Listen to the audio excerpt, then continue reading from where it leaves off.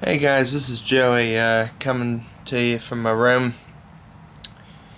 I just wanted to show you the locations on the Virginia Beach line for those of you who are interested in the Virginia Beach line and all.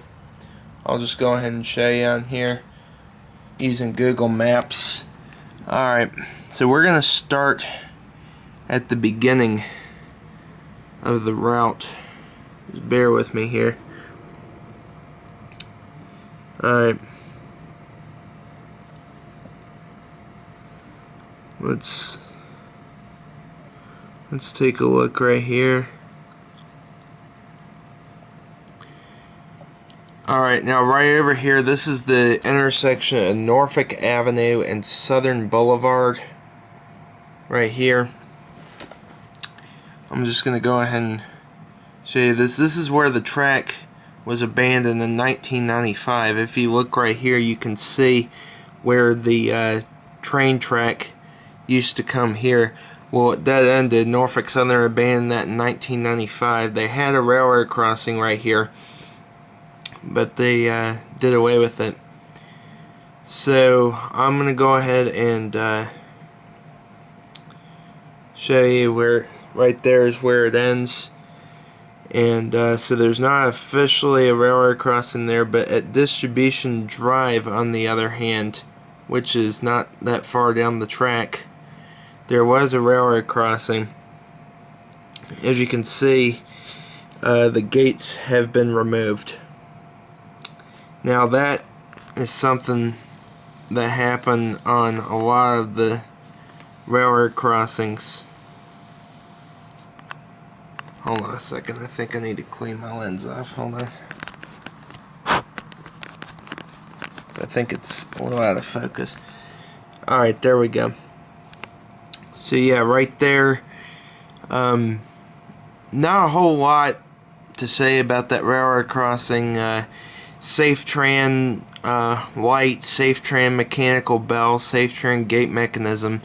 You know, just your typical, I don't know, 1980s, 1990s railroad crossing setup. Not much to it. But don't get me wrong, there are some very interesting crossings on this route. And I will go into that in just a minute here.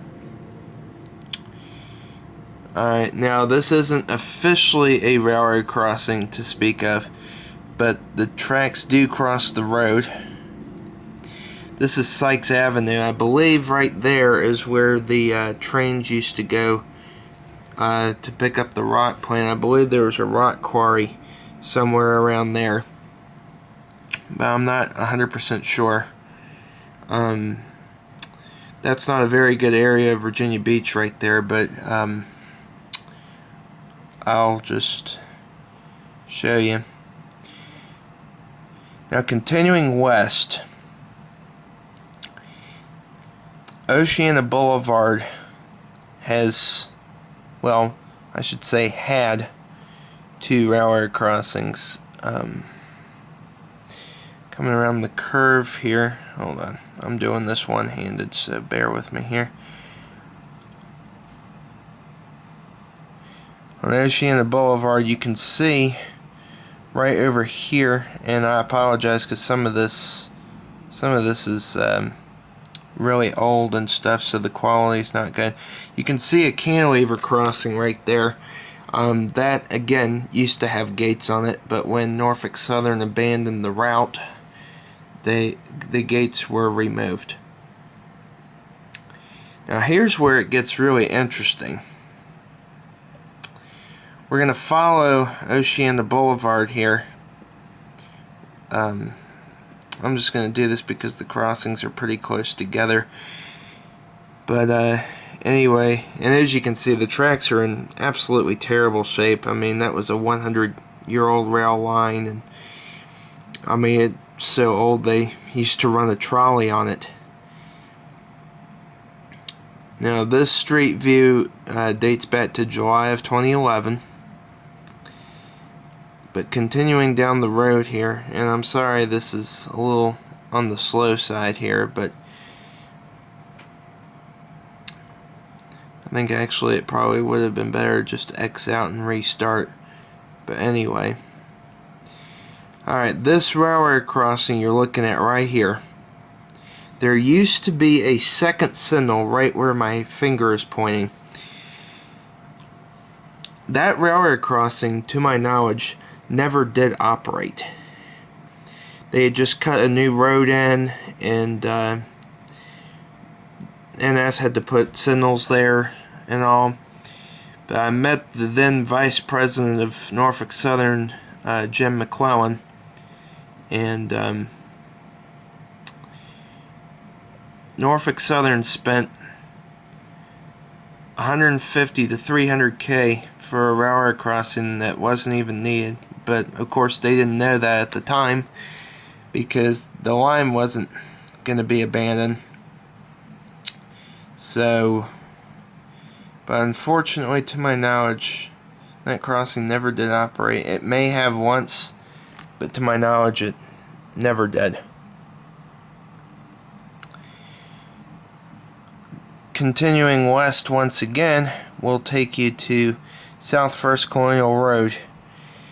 Now this crossing has got to be one of the saddest I've seen. As you can see, and I apologize because I'm showing this on a laptop screen, so there might be some lines you can see. As you can see though, this crossing is all beat to hell. Pardon my French, but it's just the crossing visor, the light visors are missing. There's just all kinds of wear and tear on the crossing. Just a very, very sad looking railroad crossing. And of course the other side isn't that much better, as you can see. And unfortunately, that's not the only railroad crossing on that route that actually looks like that. But anyway, continuing on, we'll go to our next railroad crossing here, which is Air Station Drive. Now, there's not really a heck of a whole lot to look at here to speak of, because there are no signals. But anyway, oh shoot, this thing's malfunctioning. Hold on. Give me just a minute here. Yeah, here we go. Now, as you can see, there's not a heck of a whole lot to really look at here, but I thought I would just go ahead and include it because it's kind of in a neighborhood that, which is pretty neat. But anyway, just railroad crossing, 2 tracks sign. Well, there were 2 tracks at one point. There aren't anymore, obviously, as you can see. But safe for that, and then the other side having an RXR warning sign. Not a whole lot to it. But again, I thought it'd be cool to include that. Anyway, I'm going to go ahead and include this. There are no signals here, but there was a branch line that used to go to Oceana right there. As you can see, the tracks are long gone. You can kind of see them, but for the most part they're all gone. And I actually did 80 miles an hour on that road once, back when I owned the Thunderbird.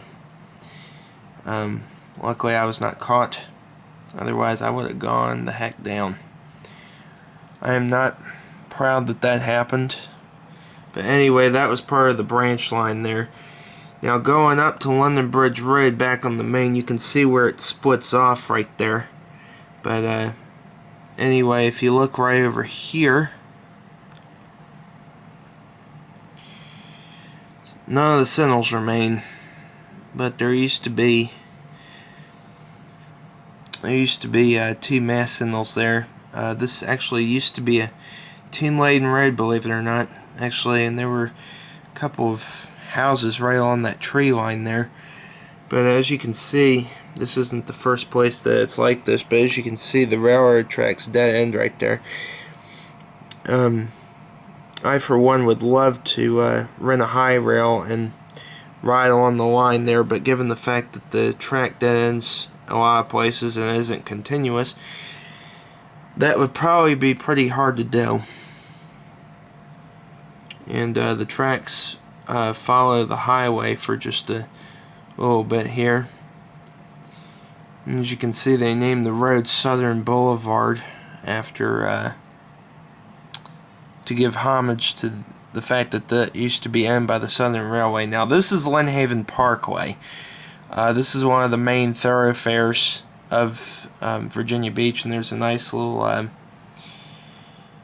car dealership right next door. You locals around here know that is RK Chevrolet. Now, back when I was in the 2nd grade, I was in the CSET program at Kempsville Elementary School. Why am I telling you this? Well, Mom had to cross this track in order to come pick me up from Kempsville Elementary, and she got stopped by a train there one time. I believe it was a westbound, but I don't exactly remember. But anyway, she got stopped there, and I remember she told me she was afraid she was going to be late picking me up because of the train. But again, not a whole lot to really look at, but there is a rusted Safetran bell on top of the signal, and they're classic, 1980s style, 1990s style Safetran double-mast cantilevers, Harmon Electronics 12 by 20 inch lights on the top. And then on the bottom there you got the Safetran 8 inch by 3/8 inch, or whatever it's called, 8 3/8 inch, I think is what it's called, Safetran lights. The ever-present exempt sign on there, obviously, so school buses are reminded to not stop at the railroad crossing. But anyway, yeah, I mean, it's a pretty cool looking crossing. Now, just a little ways down from there, if you continue west, you've got the South Lynnhaven Road crossing. Now, this crossing I actually witnessed doing a very, very strange thing. These are very elderly looking signals. They remind me very much of the ones that over by First Colonial, those real beat up ones. Except these are in actually relatively good shape. But anyway, one time, a few years ago, and I actually made a video about this, one of each light was stuck on red. And I had never seen a railroad crossing do that before. Unfortunately, I did not have the camera that day when that happened, and when I went to go film it the next day, an NS signal maintainer had already been called to shut the signals off. Now, we had a lightning storm the day before that, I think, or 2 days before that. So I'm beginning to think maybe the storm might have hit the power box and made the signals act kind of jacked up. But as you can see, there is some rust on the signal there, but those are very elderly signals, so that's, to be expected. But, save for a little bit of weathering on the discs and stuff and a little rust, those are actually in decent shape, especially compared to the ones at First Colonial. Those were not in good shape at all. Now, it's a couple miles down the track, I think, before the next railroad crossing, but this crossing is one of my favorites, and for good reason. I used to be a real signal fan. I still am in some ways, but the trains are definitely the real exciting part of rail fanning. But anyway, I just wanted to show you all this because it is pretty cool. And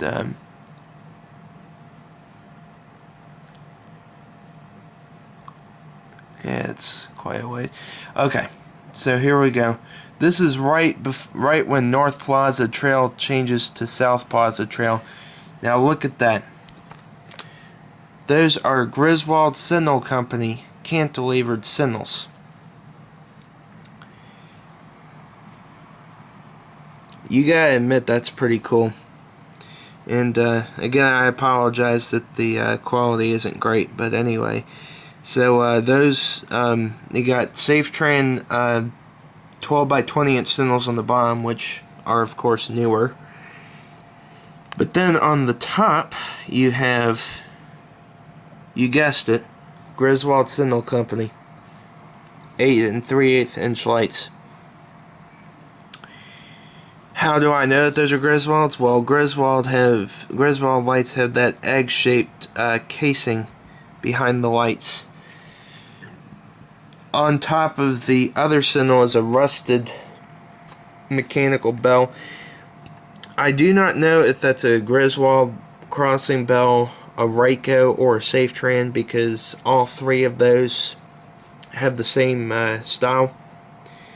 But given the fact that that is a Griswold signal cantilever, I'm going to say it's a safe bet that that is a Griswold bell. Now, coming up on this side of the crossing, I don't know if you can see this very well or read it, but I have done videos on it in the past. It does say Griswold Signal Company on that box. Griswold Signal Company, Minneapolis. Griswold Signal Company, Minneapolis. That's what it says on that box. And I would also like to note that there is a power switch on that box right there. And the signal's in its turn to the off position.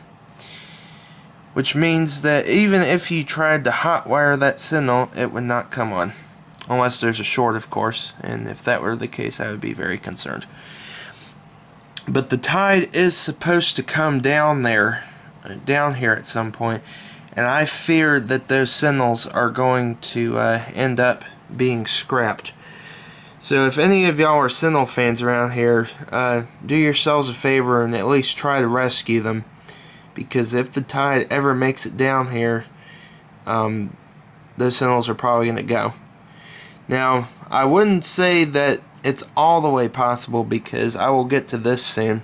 The signals at Untitled Boulevard are the original Safetran double-mast signals, and they just added LED lights and gates to them and put two median signals in. So it is very possible that they could keep that. Do I think they're going to? No, probably not. But anyway, moving on, this is South Rosemont Road here, and I'll go ahead and show you. Again, not much to look at. Oh, they took it at sunset. That's pretty.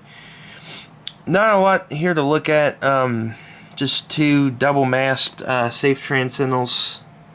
Not really much to look at.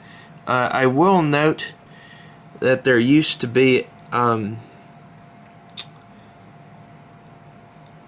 a mechanical bell on that signal, but now it is electronic, and it's very, very soft. It's not a very loud electronic. I don't know if it's because I was watching the train from the other side, or if it's one of the soft tones, because they have them available in soft and loud tone. But my guess is it was probably the soft tone. Now, this is Lynn Shores Drive, which is a short distance away. Now you have a mix of single mast and double mast Safetran cantilevers. Now those are 12 by 24 inch lights. As you can see, the visors are pretty long. They almost look like really long fingernails or something. But anyway, there were two mechanical bells there. Well, of course there still are. Most of the signals here are still intact. They just can't operate because power has been disconnected to them. At least the ones, the Griswold Signal Company ones at South Plaza Trail have. I don't know if the other ones have been. But anyway, not a whole lot to look at there. But if you look to the left here, you can see a caboose and some boxcars. There's engine house trains over there. They even have a Grand Junction Center with a train on it. That shopping center seemed to be very railroad themed. which I mean is appropriate enough because you got 4 boxcars and a caboose behind the shopping center after all. So doing a railroad theme was seemed appropriate enough. And I did see a train cross that track one time going east towards the beach. Now most of those trains used to leave the beach around 6:30, 6 to 6:30. I would go up on Friday afternoons in middle school around 6 and wait for the train. Then this was a 10-mile-an-hour route, so chasing trains was a piece of cake. I mean, even if the traffic lights got you, you could always catch up to them. So I mean, that wasn't a problem. But and I swear I heard one once around 10:30 at night. But usually the trains came east into Virginia Beach around 2:30 to 3:30 and headed back west around 6 to 6:30. So we're going to continue west here to South Kentucky Avenue. This is right across from where my old gym used to be. They moved it a little closer to my house, so that's very convenient. This used to be just a crossbuck crossing, and as you can see, the tracks have been paved over here as well, so I would have to get off the tracks, obviously, if I was riding high railer. Now that was an electronic bell, which was new to me at the time, and I remember there was a weed cutting train, a grass cutting train, and that activated those signals, and I got to hear them for the first time, and I was very happy because I was still a signal fan at the time, and I liked how it sounded. But that's a Type 1 electronic bell, not the Type 2. The Type 2, in my opinion, sounds a lot better, and now I can't stand the Type 1, so go figure, right? Anyway, so except for it being, it's, what can I say? It's Safetran.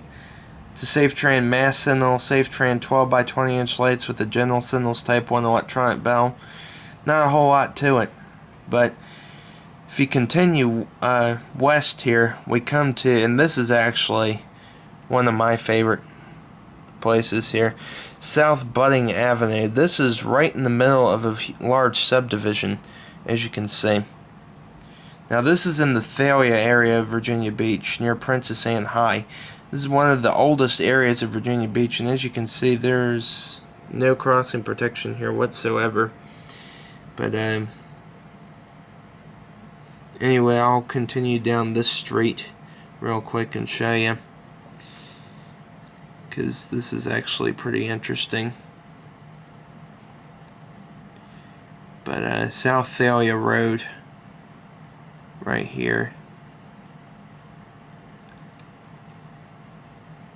And it seems like we're having a malfunction here again, so let me just reset the system. Very good, here we go.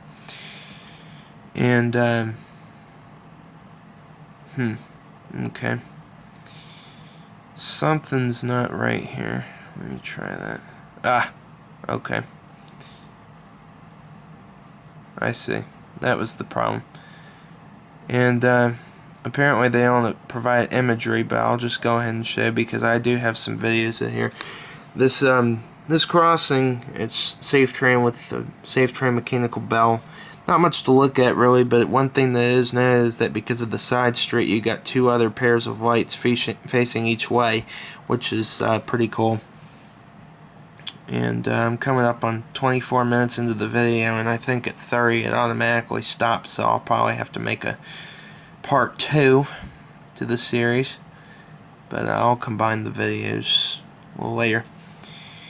Now, I don't believe there is imagery available, but there is a railroad bridge.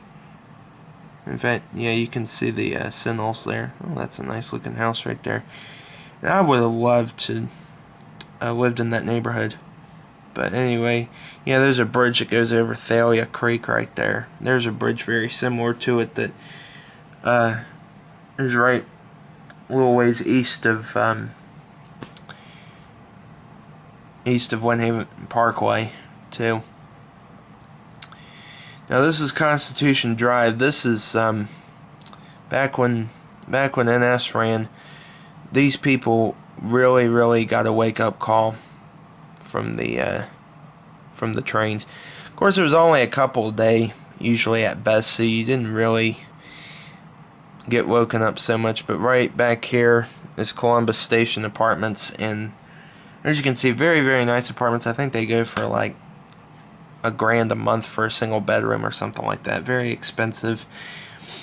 But I actually saw that aforementioned weed cutting train back here, and it was making the signals go bonkers. But that was around 2001 or so, before the line was abandoned. But you know, you got the 12 by 24 inch signals on the top, 8 3/8 inch lights on the bottom, with the Safetran mechanical bell. And as you can see, the signal, which is right around here, has been removed.